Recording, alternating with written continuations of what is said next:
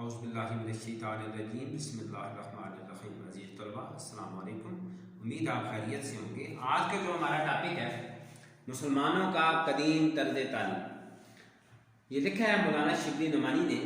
बुनियादी तौर पर ये एक मजमून है। सबसे पहले मैंने आपको मुसन्निफ का तारुफ जो है वो पढ़ाया है। आज देखना ये है कि सबक का मरकजी ख्याल क्या है। इस सबक में मौलाना शिबली नुमानी ने मुसलमानों के 3 अदवार का जिक्र किया है। वो बताते हैं कि पहले दौर में अकली उलूम को रवाज आम न था, यानी 145 हिजरी से पहले ज़्यादातर वही उलूम पढ़ाए जाते थे जिनका ताल्लुक आफज़े से हो। दूसरे दौर में निजी दरसगाहों की बदौलत दर्स व तदरीस का सिलसिला फैल गया। दूसरे दौर में भी ज़्यादातर उलमा के ज़ाती मकानों में, मसाजिद में और हुजरों में तालीम दी जाती थी। सल्तनत उस्मानिया में तालीम का बाकायदा तौर पर एक जुदागाना कानून बना। तालीम के लिए उम्र की हद भी मुकर्रर कर दी गई। और ये जो तीसरा दौर है, इसमें किताबी इल्म की बुनियाद डाली गई। फ़लसफ़ा व मंतक की तालीम का एहतमाम अगर जिसमें कम हो गया।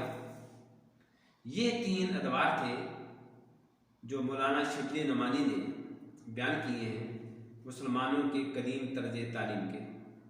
कि पहला जो दौर है उसमें अकली उलूम को रवाज न था, ज़्यादातर वही उलूम पढ़ाए जाते थे जिनका ताल्लुक आफज़े से हो। दूसरे दौर में फतवात का दायरा बढ़ गया। हिंदुस्तान में सिंध और यूरोप में स्पेन तक इस्लाम के दायरे अख्तियार में आ गए। अलबत्ता यहाँ कहीं भी तालीम का सरकारी सतह पर इंतज़ाम न था। मस्जिदों, खानकाहों और उलमा के जो ज़ाती हुजरे हैं उनमें ये तालीम दी जाती थी।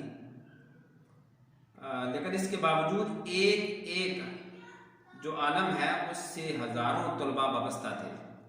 यानी एक जो शख्स है, एक उस्ताद जो है उससे हज़ारों तलबा फैज़याब होते थे। सल्तनत उस्मानिया में तालीम का एक जो जुदागाना कानून बना।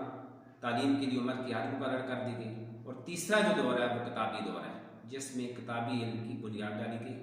इस दौर में फ़लसफ़ा व मंतक की तालीम जो है वो कम हो जाती है। ये 3 अदवार हैं, आपको ये समझने चाहिए।